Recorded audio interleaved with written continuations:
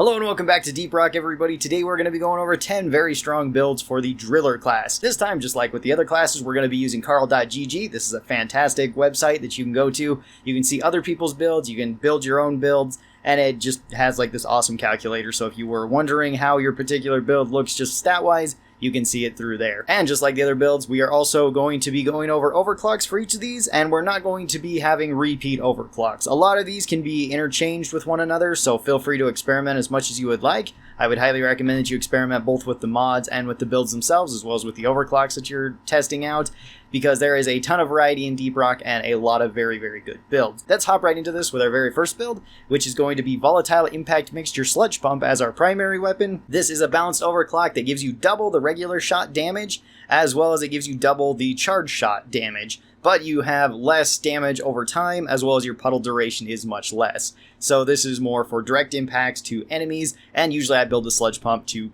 kind of make the most out of this. This is the way that I build it. So in tier 1 I'm going to larger mag size. That one's always a pretty good option for the sludge pump. Gives you more ammo inside the gun, so you have 40 rounds in it. Although the other two options in tier 1 can be pretty good as well. The projectile velocity in tier 1 can also be super useful here, as it gives you longer effective range with the sludge pump, and it makes it so you can spam the sludge pump shots a little bit better, which the sludge pump did kind of get buffed with Season 4 because it is also kind of a semi-automatic weapon, so you can shoot it faster now if you would like. In tier 2, I like going with the more damage. This is more direct damage. I would recommend this, although you can take charge shot damage too. That one's also a pretty good option. Both are good, it just depends on what you want. If you take this though, you can rack up DPS pretty fast on anything, and just one shot from this will clear up regular grunts on any difficulty, which is fantastic. Tier 3, I go with ammo with the sludge pump. This one's just really hard to pass up because extra ammo for the sludge pump is always fantastic. The extra duration really doesn't help with this particular overclock. It can work with some of them, but most of the time I'm running ammo in tier 3 for the sludge. In tier 4, I'm going with a faster charge shot. This one's your choice though. You can take this or the better ammo economy. Just depends on what you're using. A lot of the time with this overclock, I'm not using charge shots. So when I do use them, I just want to have them go out faster. So saving a little bit of ammo doesn't really help as much as saving a little bit of time. And then in tier 5, I go with the acid. This way we just kill things a little bit quicker, so we get a little bit more DPS. This build for the sludge pump is fantastic at basically any range except for long range, because the sludge pump just isn't way great at long range most of the time. We are going to be taking a secondary that kind of helps with that. We're going to be taking the automatic fire for the Sabata. Automatic fire makes it so your Sabata becomes a submachine gun, which is fantastic. This one does give you more recoil and more spread, so it's not the best at longer ranges, but with the way we have it built, it is actually pretty accurate at longer ranges. So in tier 1, I'm taking better accuracy. This is just so that I can keep the submachine gun more on target. However, you could go with magazine size. Both are actually really good for this one. Tier 2, I'd recommend either ammo or damage. Both are good options. Usually I switch between either ammo in tier 2 and then damage or more weak spot damage in tier 4, or I'll do the opposite and we'll just go with one damage, one ammo, whichever one you'd like. That's just the way I enjoy running it. Tier 3, we have better recoil reduction. This makes it so it's much easier to keep on target, so it's not bouncing around nearly as much. Although the 2-round burst is kind of bugged with automatic fire right now, where every time you fire it, it seems to fire out 2 shots, but it only consumes 1 ammunition. I'm not sure why that is, but it does seem to get you a decent amount of DPS, but then you have to get used to the weird recoil pattern, and I wanted to make this build as simple as possible for you to pair it with the sludge pump.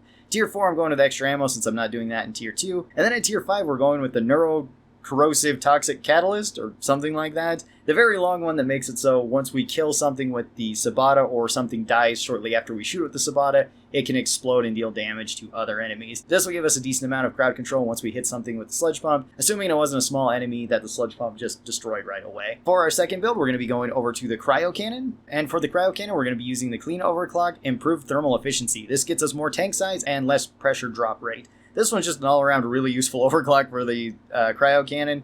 And since it's a clean overclock, you can kind of build it however you'd like. This is the way I like to run it. So I'm running more cold in tier 1, but any of them in tier 1 are pretty good. I like the faster spin up with this one too. It's really nice. Tier 2, I like taking the longer reach. That way we have 15 meters of reach. Makes it really good for hitting flying enemies. And if you freeze a flying enemy, it will just die instantly. So that's really nice. Tier 3, I like going with the faster rate of fire. That just kind of helps freeze things a little bit faster and get us a little bit more DPS. Tier 4, more ammo, because this gets us a lot of extra ammo, and we might as well stack even more ammo on this. This build is actually super ammo efficient, especially if you like running melee driller with cryo vampire and everything, so you've got your drill set up for more damage. Once you freeze stuff, you can use the drills to kill them. That can be really useful, and of course you can stack this with vampire so you can get a lot of health back. And then in tier 5, Cold Radiance. Cold Radiance is just so hard to give up. It's so strong because it just freezes everything around you while you're spraying the ice out. So even if enemies are getting close to you and you're not paying attention to them, it's usually okay, because most of the time you'll freeze any of the smaller enemies that get close, and you'll probably notice the bigger enemies as they're trying to attack you. And then for a secondary, we're going to be taking Persistent Plasma on the EPC. Persistent Plasma is a really good overclock too. It makes so you can slow down enemies, and it kind of works well on any sort of build because it fits most roles very easily for Driller. The way I have this built is just a straight 2 build. This is usually what I take for EPC mining. So in tier 1, I'm taking extra ammo. We don't need damage or area damage. The plasma itself is going to be a lot of our damage. Tier 2, faster moving shot, but you could take the cooling too. That does help if you're just learning how to EPC mine, so you might want to take that one. In tier 3, I'm going with the faster charge. This one is just personal preference. Pick whichever one you'd like. Tier 4, again, we don't really need more AoE or more area damage, so I'm going with more ammo. And then tier 5, I'm going with the thin containment field. This is what actually allows us to mine with the EPC. It also lets us have really high burst damage towards any large enemies because this does a just flat amount of damage to everything. That's really good. You can also clear up land with it. You can, of course, mine with this, which is really good. You can mine nitra, gold, whatever stuff is just in your way. You can mine it super fast this way. And then you can still have a decent amount of damage and slowdown thanks to the plasma, since this lingers for a while, dealing damage to all enemies around it and slowing all enemies that pass through it. A very strong build that gets you good damage at close to medium range again. Long range is a little bit lacking, but that's kind of just a thing with Driller. Driller doesn't have a whole ton of very long range. For our third build, we're going to be moving over to the Flamethrower, and this time we're going to be taking Sticky Fuel. Sticky Fuel makes it so our sticky flames deal more damage and linger for much longer. However, we have less overall ammo both in the gun and outside the gun. This one is very, very strong against crowds. It's not super strong against big enemies because usually the floor fire doesn't do a whole ton to them, especially dreadnoughts, since they can't be lit on fire. But this can absolutely delete crowds super easily, and it's super ammo efficient once you get used to just spraying out a bit of fuel on the ground and letting the floor fire do most of the damage. The way I like to build this is like this. So in tier 1, I'm taking larger tank size, so we go back up to the 50 rounds. This really depends on what type of mission you're going for, though. If you're going on like a robot mission, then extra reach can be really good, and extra reach is pretty good anyway, so pick whichever one of those you would like. In tier 2, I'm going with the longer lasting flames on the ground. This just helps with the sticky fuel. You don't really need direct damage, you don't really need heat with this one, unless again you're going on a robot mission. So just longer duration flames. This gets us up to 11-second flames on the ground. In tier 3, I like going with extra ammo, as well as in tier 4, because we do lose out on ammo, and you can run through ammo fairly quick with this. However, the slowdowns and the longer lasting floor fire is not bad with these ones either, if you want to switch those ones out for either one of them. And then in tier 5, I like going with the Heat Radiance. Heat Radiance is generally better for this one than Targets Explode. Targets Explode only blows up if you directly kill something with the Flamethrower. If you just kill it with lingering fire, like fire on the ground, or if they've been caught on fire and they're just taking damage, that won't cause them to explode, so the extra heat radiance usually helps a little bit more just with lighting more things on fire. It can be really useful for taking out things like swarmers. And then for a secondary, we're going to be taking the microwave gun, and we're going to be using this as a thermal shock build. So as soon as we light something on fire, we can thermal shock it, and this will do really high damage to basically anything in the game, assuming it can be lit on fire, so it won't do great against dreadnoughts, but on every other mission it should do very well. For an overclock, I'm going to be taking Mega Power Supply with this one, which gets us more rate of fire and more overall ammo, but our gun doesn't cool down as quick, and the overheat duration is a little bit longer, so you don't want to be overheating this, you want to be using it in kind of controlled little bursts. So in tier 1, I'm going with larger AoE. This just lets us hit more enemies, so I find that to be kind of useful against big crowds of enemies. However, you could go with damage or ammo, both are really good. And then in tier 2, I'm going with less heat generation. So if we do need to spray this for a long period of time, we're not going to be overheating it, but honestly, you can take whatever you want in tier 2. They're all really good with this overclock. We're not going to be using it a whole ton, mostly just when something's on fire so that we can thermal shock it and get a little bit more value. Tier 3, I like the slowdown, but either one is fine. Tier 4, I go with the larger AoE, although I know plenty of people that pick either tier 4 or don't take tier 4 at all, just so that they don't accidentally turn it on, which is perfectly fine too. And then in tier 5, we were going with the exothermic reactor. This is what actually lets us trigger the thermal shock status effect and do really high damage to enemies. If an enemy is on fire and you use this, then it has a chance of triggering and cooling them down, causing the thermal shock and dealing really high damage, or the opposite, if they're frozen and you do this, then it can light them on fire, or at least warm them up to where it deals thermal shock damage as well. This build actually doesn't really struggle too much with long range because the microwave gun is pretty good at long range. It'll still struggle against big things though, mostly dreadnoughts, and then some of the larger enemies that Driller just kind of struggles with, like menaces, if they just wish to stay at very long range, because they're still pretty tanky. Moving on to our fourth build, we're going to be using Disperser Compound with the Sludge Pump as our primary weapon. Disperser Compound gives you more fragments as well as longer lasting fragments on the ground, but we do lose out on charge shot damage overall. That's not such a big deal because a lot of our damage is going to be coming from damage over time with this one, and this is just really good for slowing down a lot of enemies. The way I like to build it is like this, going with longer lasting fragments in tier 1, more fragments in tier 2. I usually like just to embrace a bunch of fragments with this one just so we can cover the most amount of area. Tier 3, I'm going with more ammo, although the duration one is also pretty good here, so pick whichever you'd like. Tier 4, the spillback extension is fantastic for saving ammo. I really enjoy that, and we're going to be using this almost exclusively as charge shots unless there's just 1 or 2 enemies that are kind of wandering around, in which case we can just fire normal shots at them, but otherwise you're probably going to be using charge shots for most crowds. And then in tier 5, the slowdown, so we can slow down enemies even more. Now to pair with this, we're actually going to be lighting our sludge on fire, and we're going to be doing that thanks to Heavy Hitter with the EPC. Heavy Hitter is a balanced overclock that makes it so your regular shot damage does even more damage. However, we generate more heat and we have less overall ammo. This one is actually fantastic just for using regular shots and just spamming it out. In tier 1, I usually take extra damage. The main reason for this is because it only requires 2 shots then to light your sludge on fire. Otherwise, it takes 3 shots, so this one helps with that. It also just kills enemies a little bit faster. Faster moving shots in tier 2. I like this just for hitting enemies at a distance. Really helps for that. Less heat generation in tier 3. Makes it so we don't overheat it as much. More ammo in tier 4 so that we actually have more shots and we go back up to almost the normal amount of bullets with the EPC or battery. And then in tier 5, we're going with Burning Nightmare so that we can light things on fire. This is really useful for lighting enemies at a distance on fire, especially robots, and you can also light your sludge on fire. This is a pretty basic loadout for Driller, and it works really, really well on almost every mission, where you just fire out a bunch of sludge, cover an area, enemies can't go through it. If they get hit by it, they're probably going to be dying, unless they're kind of tankier enemies, and then you can fire the EPC into the sludge or hit them and light them on fire, also lighting the sludge on fire. And then for a 5th build, we're going to be going back to the Cryo Cannon, and this time we're going to be using Ice Storm. Ice Storm is an unstable overclock that gives you double damage for the Cryo Cannon and double more damage.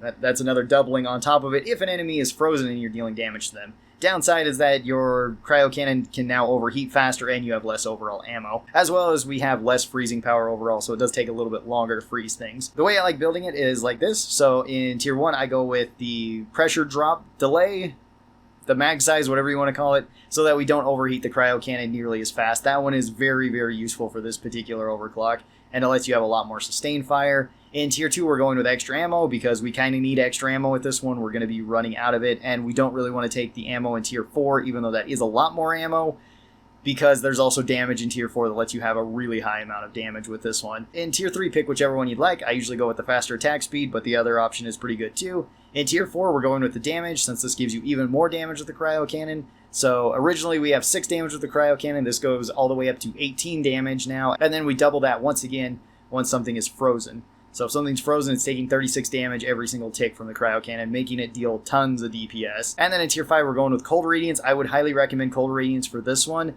because it makes it so freezing enemies is even easier. Just use this at very close range, where Cold Radiance can freeze things quickly, and then we can do really high damage thanks to Ice Storm. This build is really strong on Dreadnought missions. The only downside to this particular overclock and everything is that we can run through ammo with it fairly fast. To kind of make up for that, we're going to be taking a secondary that gives us a little bit more ammunition, and we're going to be taking Oversized magazine for the Sabata. This will give us more magazine size, but a slightly longer reload, which is fine in my opinion. Usually the way I like building this is just all for ammo, so I have something that I can just keep spamming out at medium and longer ranges, and then save the cryo cannon for close range and for big targets. I'm taking larger mag size in tier 1, but you could take better accuracy in tier 1 too. You don't need to have 26 shots with this, but I do find it kind of fun. And then in tier 2, I'm going with extra ammo. We don't really need damage. We want to be spamming this more often than anything else. Tier 3, I like going with the faster reload speed just so that we go back to a normal reload speed. So once we do have to reload this, it's not going to take that extra like half second more. Can be kind of useful, but honestly, any of them in tier 3 are pretty good. Then in tier 4, I like going with extra ammo once again so that we can keep spamming this. And in tier 5, we're going with blow-through rounds so we can potentially get more value if we're shooting through 2 targets. We're also just going to have more damage on the Sabata anyway, if we do need to use it against frozen enemies. And of course we can always rely on our drills for getting us damage too. So you have quite a few ways to not run out of ammo with the cryo cannon. However, I do still try to save it for the bigger enemies. For our 6th build, we're going to be going with Face Melter with a flamethrower. Face Melter is probably the most straightforward unstable overclock in the game, or at least one of them. You get a lot more damage, and you get a lot more rate of fire with the flamethrower, but you do get less reach with the flamethrower, so it is short range only. The way I like to build Face Melter is like this. It's a very simple build, just going all for damage and trying to get up close and deal as much damage as possible. Tier 1, I like going to the larger tank size. This is just to make up for the lack of tank size, although you could go with reach, but then you can run through ammo fast, so it's a trade-off no matter which one you take. Then in Tier 2, more damage. Since we already have high burst damage, we might as well stack even more damage on top. Tiers 3 and 4, we're going with extra ammo so that we can just use this more often, but honestly, like, higher rate of fire is pretty good with this one, and the fear is also pretty good in Tier 4, so if you'd like to try those out, go for it. Then in Tier 5, we're going with Targets Explode because we can actually make pretty good use of Targets Explode with this one. Heat Radiance is still a really good option, though, if you want to take that. But Targets Explode, we're going to be killing more things just with direct fire. This one is very simple. Just get right up next to something and hold the flamethrower on it until it's dead. And then we're going to be taking Energy Rerouting as a secondary. This is a clean overclock for the EPC that kind of lets the EPC do whatever you want it to do. So you can build this however you'd like. I have it built like this, which is just for a mining build. So you can still use it as a regular EPC, you can use it for charge shots, you can use it for mining. However, if you wanted a fire EPC, you could build it that way. Or if you wanted just a charge shot EPC, you could also build it that way. Clean overclock, so you can kind of build it however you want, and this one is a fantastic clean overclock since it just gives you more ammo and faster charge speeds. Going down really quick, I'm going with extra ammo so we have more shots, faster moving projectiles so it goes a little bit quicker if we need to fire this out normally, but the cooling is pretty good. Better ammo economy in Tier 3 so we can use more charge shots without taking up as much ammo. This one takes a long time to actually run out of ammo if you build it this way. More ammo in Tier 4, and then the thin containment filled in Tier 5 so that we can actually mine with the EPC. But like I said, you can build this however you'd like, it kind of works with whatever. Then for our 7th build, we're going to be going back to the Sludge Pump, and we're going to be using Sludge Blast. This is basically the acid shotgun overclock for the Sludge Pump. You use up charge shots, and now it fires out like a shotgun that flings out towards every enemy and can do really high damage per second and really high burst damage. The shotgun can be a little bit weird because it does kind of stop at the first target that it hits, so you can't really pen into other enemies. So you want to be using this kind of at a distance or against just really large enemies, at least for the charge shot. Regular shots are still the same. Downside to this one, though, is that we do get less ammo overall. The way I have this built is the same way I have the Volatile Impact mixture built. So I'm going with the larger mag size in Tier 1. I find that to be pretty useful. Tier 2, more regular shot damage because a lot of the time you don't need to use charge shots with the shotgun. I'm basically just saving that for big enemies, but honestly all of them in Tier 2 are really good and really fun. Tier 3, more ammo, so we go back up to a normal amount of ammo with the Sludge Pump. Faster charges in Tier 4. You can pick whichever one you'd like in Tier 4. This just lets me have more DPS towards large enemies, so that's why I tend to take that one. And then more acid damage in Tier 5, so we get a little bit more DPS. The slowdown's actually pretty difficult to use with this one, so I would probably recommend the acid just because it's a little bit more consistent. This one actually does give the Sludge Pump very long range, and this is a really, really good boss-killing overclock. This deals fantastic damage to Dreadnoughts, as well as the Caretaker, kind of to anything. You also don't need to hit anything in its weak spot with this. You can just fire it directly at it and you'll do really high damage, unless it's something like the Dreadnought's weak spots where you need to hit them. But assuming you don't, assuming it's something like an Oppressor, you can just fire this directly at it. And then for a secondary, we are also stacking more damage with Blistering Necrosis for the Wave Cooker. This lets us put blisters on enemies, and this becomes a weak spot. If that blister is popped, then that enemy takes extra damage. The way I like to use this is put blisters on enemies and then fire the shotgun at it. You'll usually hit most of the blisters, if not all the blisters, with just one shotgun blast unless the enemy turns away from you or something.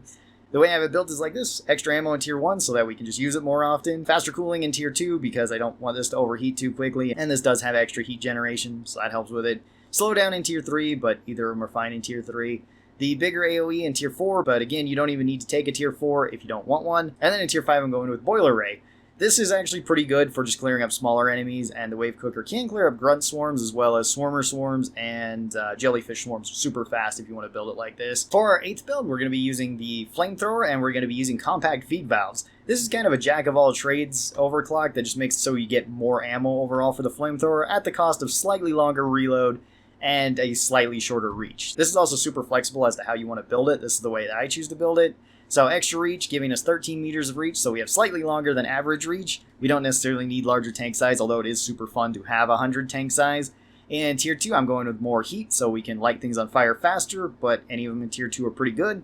Tier 3 and 4, I'm stacking even more ammo, because this thing is just super ammo efficient and takes forever to run out of shots. Although, by the same logic, you don't actually need to take ammo. You can take whatever you want in Tiers 3 and 4. Again, super flexible overclock. And then in Tier 5, Heat Radiance, just so that we can light things on fire that come around us a little bit quicker. Targets Explode is also a decent option for this one. And you can switch this one back and forth to whatever you need based on the mission that you're going on.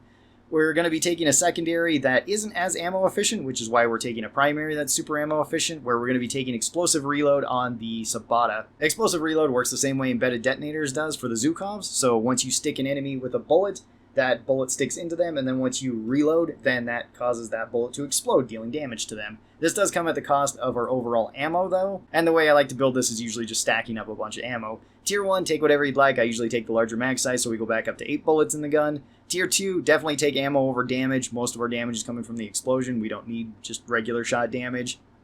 Tier 3, faster reloads, just so that we can keep using this a little bit more often. 2-round burst isn't a bad option, though, either, to stick 2 explosives into an enemy if you want to do that. That's kind of nice, but it's not entirely necessary either. Tier 4, we're going to more ammo. That's going to get us more damage than either the damage or the weak spot damage could, because, again, the explosions are going to be doing the majority of the damage.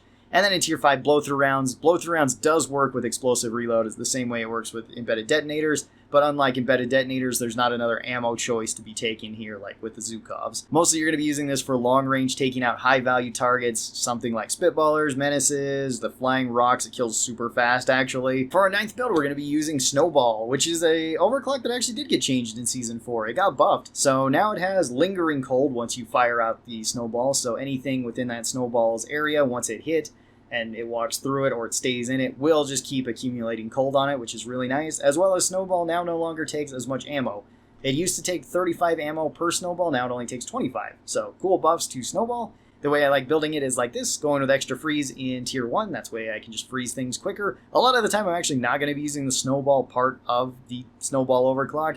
It's just going to be an extra bonus towards big crowds of enemies, or once I'm just about to overheat the cryo cannon, I might as well just throw out a Snowball. Tier 2, I'm going with extra ammo. You do want this because you can go through a lot of ammo if you just keep spamming out snowballs, so having extra ammo helps.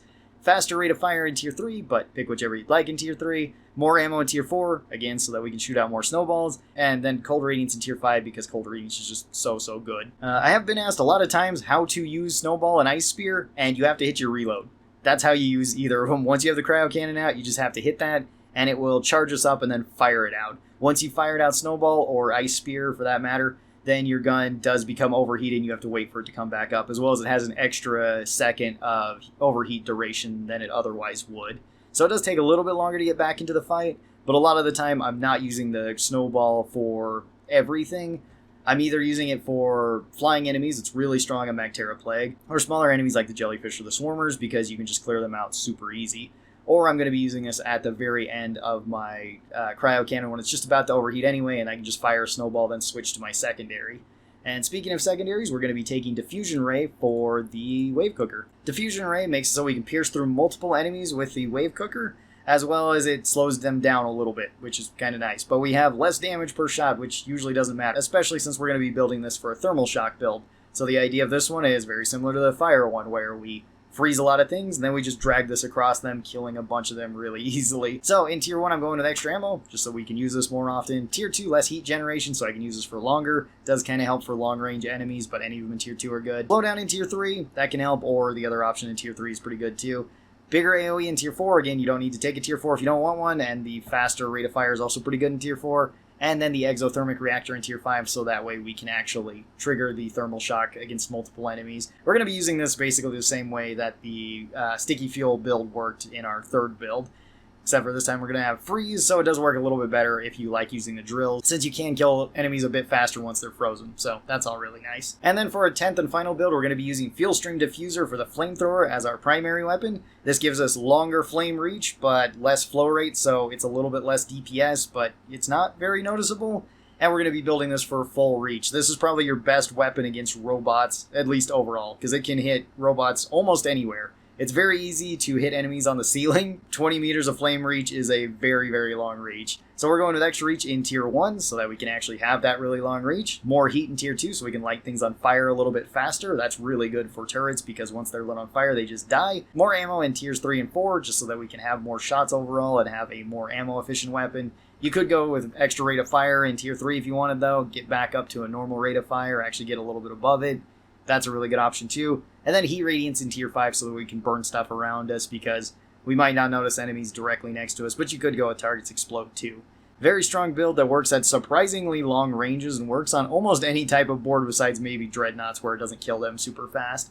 Then for a secondary, we're going to be taking the Wave Cooker once again, and this time we're going to be taking Gamma Contamination. What Gamma does is make it so our shot width is quite a bit smaller, so we can't hit as many enemies with this. However, we can now inflict enemies with radiation, and this takes damage over time. It slows enemies down as well, which can be pretty useful, and the damage from the radiation is actually surprisingly good. It can do quite a bit of DPS over time. The way I like to build the Wave Cooker when using this is like this, so I'm going with extra ammo in Tier 1, although larger AoE is also pretty good. All of them in Tier 1 are pretty good for this one. Usually I just go with more ammo so I can use it more often though.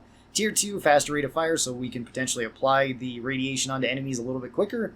Tier 3, slowdown, because I don't usually take the other option in Tier 3, but both are pretty decent. Tier 4, the more narrow lens, so that we can put this on one specific enemy if we want, but you can build this however you'd like. This is just kind of single out certain targets I want to put radiation on.